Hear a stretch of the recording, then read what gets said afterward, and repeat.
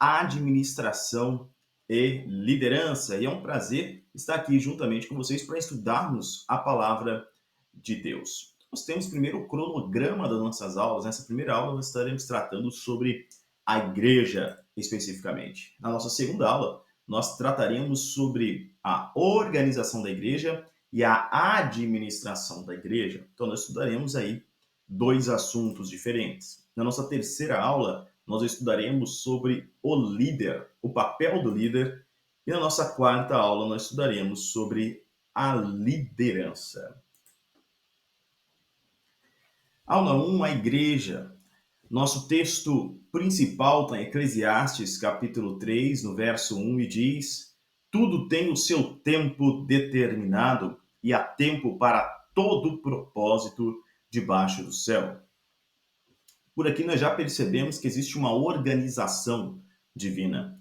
Deus organizou tudo de acordo com o seu tempo. Então, todas as coisas têm um tempo necessário, um tempo para início, um tempo para conclusão. Existe um planejamento perfeito dentro do tempo, uma administração correta das atividades exercidas dentro do tempo. Por aqui nós já começamos a ter uma ideia do quanto é importante a organização. Eclesia, essa palavra, a origem e significado da palavra igreja. Então, eclesia é uma palavra grega. Essa palavra, ela não tem origem dentro de um meio religioso, tá? Então ela não surge dentro de uma religião, não é uma palavra que foi inventada dentro do judaísmo ou dentro do cristianismo, não é uma palavra que foi inaugurada por Jesus Cristo, é uma palavra que já era utilizada séculos antes de Cristo. Essa palavra eclesia, ela designa um grupo específico de pessoas e também uma atividade. Nós vamos compreender mais sobre isso aqui durante esta aula. Veja que a palavra eclesia, ela significa chamados para fora. Também significa chamados para frente. Mas chamados para fora do quê?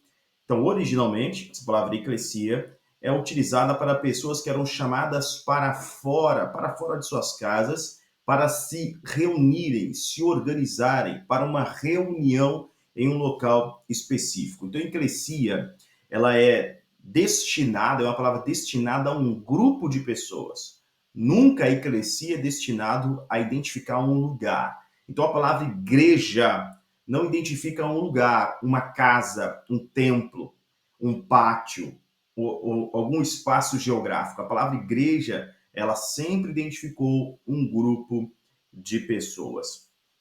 Originalmente, então, essa palavra igreja, ela surge em um contexto político e não em um contexto religioso. A eclesia, ou a igreja, é um senado.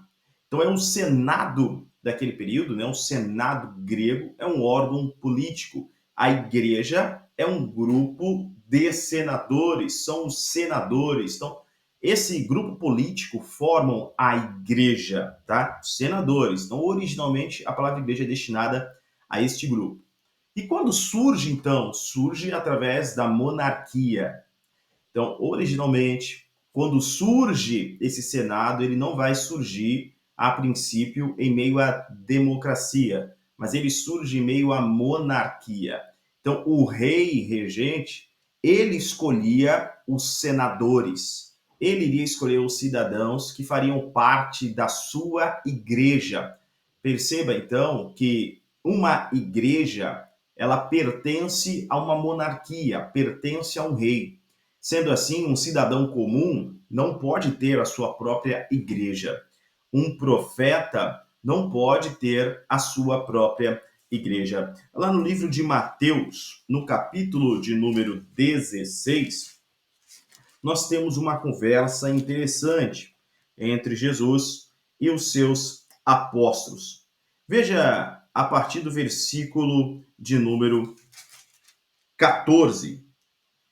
E eles disseram: alguns dizem que és João o Batista, outros Elias, outros Jeremias ou um dos profetas. Jesus aqui havia perguntado aos seus discípulos o que as pessoas diziam sobre ele mesmo. Então Jesus perguntou o que as pessoas diziam sobre ele, quem elas acreditavam que ele era. E aqui estão as respostas. Versículo 15. Disse-lhe ele, Jesus, mas e vocês? Quem dizem que eu sou? Versículo 16.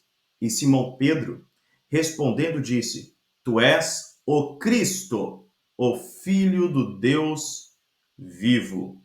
Essa palavra Cristo é uma palavra que ela é uma tradução do hebraico, tá?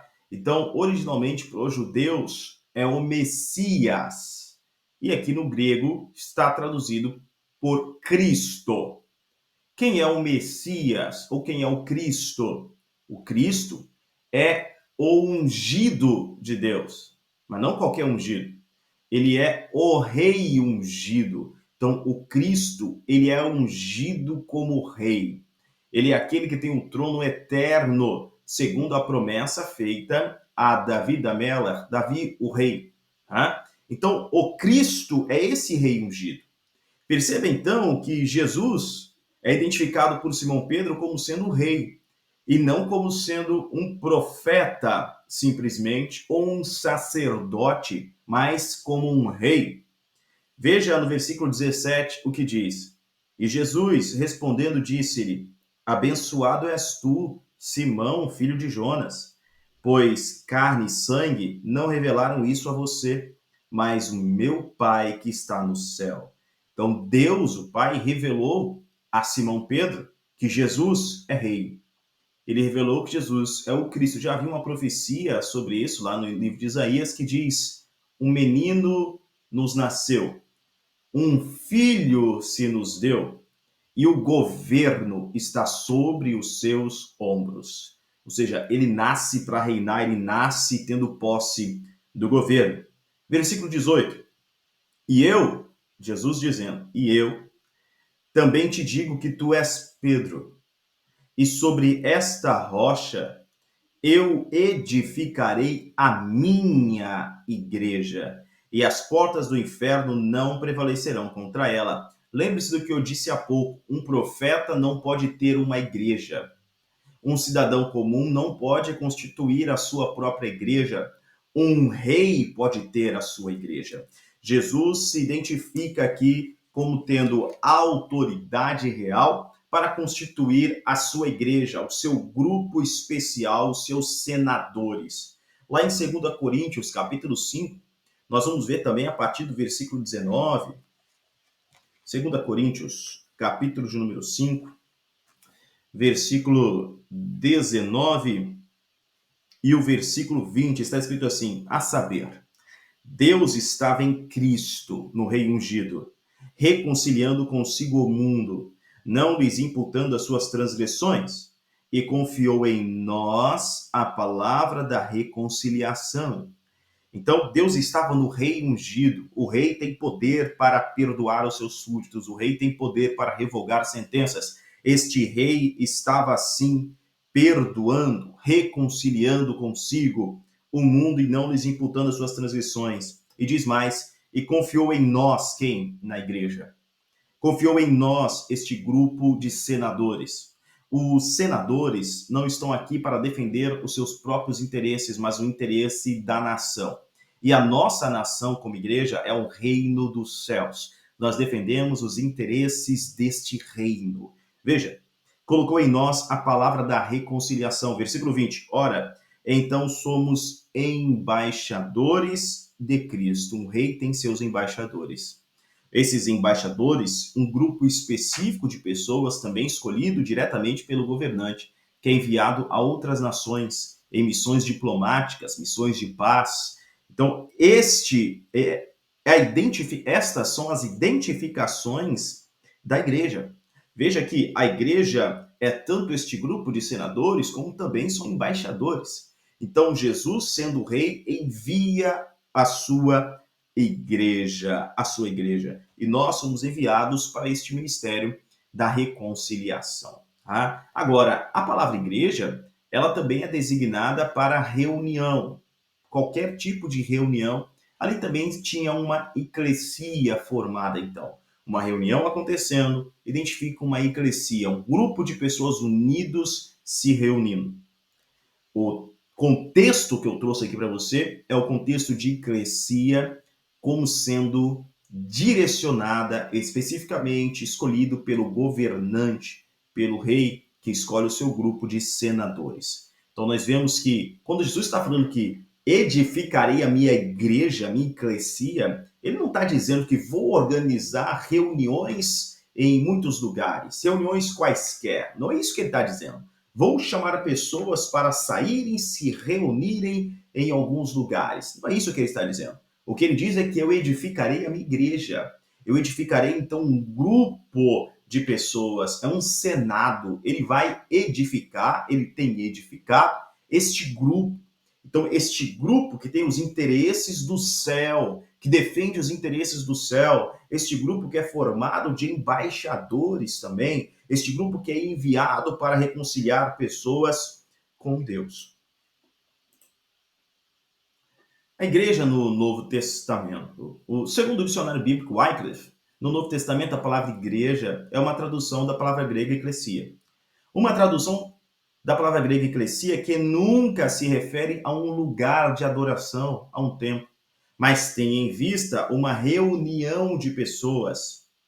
Na maioria esmagadora dos casos, eclesia indica uma associação local de crentes. Então, uma igreja local. Significado da palavra igreja, que de acordo com Norman Geisler, o significado básico da palavra igreja, do grego eclesia, é chamados para fora. Em grego clássico, eclesia se referia a uma assembleia de qualquer tipo, religiosa ou secular, legal ou ilegal, reuniões. As palavras hebraicas kalhal e eda, frequentemente traduzidas como eclesia no Antigo Testamento grego, significavam uma reunião, uma assembleia, como as que o judaísmo tinha na sinagoga. No Novo Testamento, eclesia veio a significar uma assembleia de crentes, especificamente seguidores de Jesus. A palavra igreja refere-se à igreja do Novo Testamento, fundada por Jesus Cristo, isto é, uma assembleia de crentes unidos ao corpo espiritual de Cristo pelo Espírito Santo. 1 Coríntios, capítulo de número 12, versículo de número 13. Assim está escrito: porque por um Espírito todos nós fomos batizados em um corpo. Veja, batizados em um corpo e não batizados no Espírito, percebam? Nós estamos falando que, novamente, porque por um Espírito todos nós fomos batizados em um corpo. Aqui está falando sobre este novo convertido, essa pessoa que se converte a Cristo, que é gerado novamente, espiritualmente, né? Tem um novo nascimento e imediatamente é inserido no corpo de Cristo. Há um batismo aqui de inserção nesse corpo, tá? Então está agora sendo pertencente ao corpo de Cristo, teve entrada no corpo de Cristo, ao corpo de Cristo. Quer sejamos judeus ou gentios. Isso aqui é interessante, porque muitas pessoas hoje, muitos cristãos, têm uma revolta contra os judeus, é uma briga contra os judeus. E por que isso? Por que isso? A Bíblia é muito clara em dizer que foram os judeus escolhidos. Então a Bíblia é muito clara em dizer que foram os judeus escolhidos, o povo de Israel escolhidos. E os gentios foram enxertados aí. A igreja é essa união de judeus e gentios. A igreja é uma união em Cristo, o corpo de Cristo. Então, quer sejamos escravos ou livres, e a todos foi dado beber em um só Espírito. No momento da regeneração, Tito, capítulo de número 3, versículos de 3 a 6. Assim está escrito: porque também nós éramos, em outro tempo, tolos, desobedientes, enganadores, servindo a várias concupiscências e prazeres, vivendo em malícia e inveja, odiosos e odiando uns aos outros. Mas quando a benignidade e o amor de Deus, nosso Salvador, para com os homens apareceu, não pelas obras de justiça que houvéssemos feito, mas, segundo a sua misericórdia, nos salvou pela lavagem da regeneração e da renovação do Espírito Santo, que abundantemente Ele derramou sobre nós por Jesus Cristo, nosso Salvador. Glória a Deus! Regenerados em Cristo, então nós somos, e por isso pertencemos à Igreja do Senhor. Quando individualmente colocam a sua fé no Senhor Jesus como seu Salvador, Atos 16:31, ainda na Terra, os cristãos fariam parte de um corpo local, de um grupo local de congregados, que se encontrava regularmente. Hebreus, lá no capítulo de número 1, no versículo de número 25. Hebreus 1, 25, assim está escrito. Hebreus, capítulo número 1, versículos de 2 a 5, né? Perdão. Nestes últimos dias falou-nos pelo Filho, a quem constitui o herdeiro de todas as coisas, por quem fez também os mundos, o qual, sendo o resplendor de sua glória, a imagem expressa da sua pessoa, e subsistindo e sustentando todas as coisas pela palavra do seu poder, havendo feito por si mesmo a purificação dos nossos pecados, assentou-se à direita da majestade nas alturas, tendo sido feito tanto melhor do que os anjos, assim obteve por herança um nome mais excelente do que eles. Porque a qual dos anjos disse ele alguma vez: Tu és meu filho, neste dia te gerei, e outra vez, eu serei para ele um pai, e ele será para mim um filho. Glória a Deus. E a gente, continuando o livro todo de Hebreus, nós vamos ver essa revelação da igreja, a igreja sendo essa união entre judeus e gentios. A igreja é um grupo congregado que está em um local específico. Então, a gente está falando de várias igrejas locais, no caso, e uma igreja universal, a igreja espiritual, tá? A igreja invisível.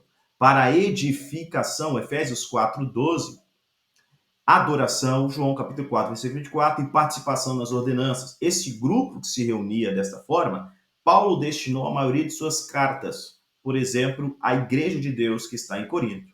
1 Coríntios, capítulo 1, versículo 2.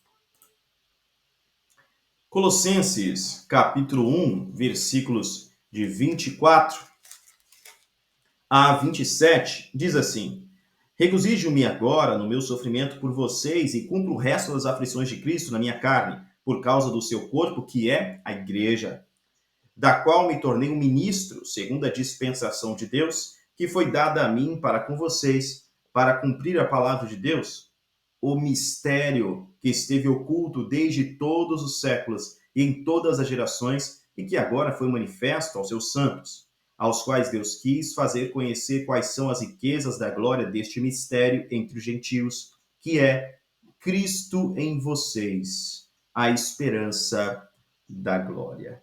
Aleluia! Então a igreja é esse mistério de Deus. A igreja é a união de todos os povos, né? De todos aqueles que creem de fato, que se arrependem, que passam pelo novo nascimento. É a união de todo convertido em Cristo Jesus, formando um só corpo. Esse é o mistério. A igreja é representante de Deus na terra, é o corpo de Cristo. É o meio através do qual ele expressa-se ao mundo. É através da igreja que Deus se manifesta, que Jesus é manifestado. Jesus bem deixou isso claro no livro de João, que a nossa união manifesta que ele de fato foi enviado pelo Pai. A nossa união testifica a respeito de Cristo. A igreja é um órgão de redenção que Deus tem no mundo. Nós anunciamos a salvação, a reconciliação dos homens para com Deus. E a igreja é um organismo divino, o corpo de Cristo, em meio a um ambiente estranho, um ambiente pecaminoso, mas que não contamina a igreja. O que não é a igreja? A igreja não é um edifício material, uma denominação, uma religião, uma pessoa individual. A igreja não é um empreendimento nacionalista. A igreja não é a continuação do judaísmo. Nós estamos falando de algo novo. A igreja sozinha não é todo o reino de Deus, mas ela faz parte desse reino e tem posição de governo nesse reino. Veja que a igreja não pode ser uma denominação, nem um prédio que tem uma placa ali com o nome de alguma denominação. Por exemplo, Igreja Assembleia de Deus, Igreja Batista, Igreja Presbiteriana. Não, essa placa não identifica a igreja. Aquele prédio não é a igreja.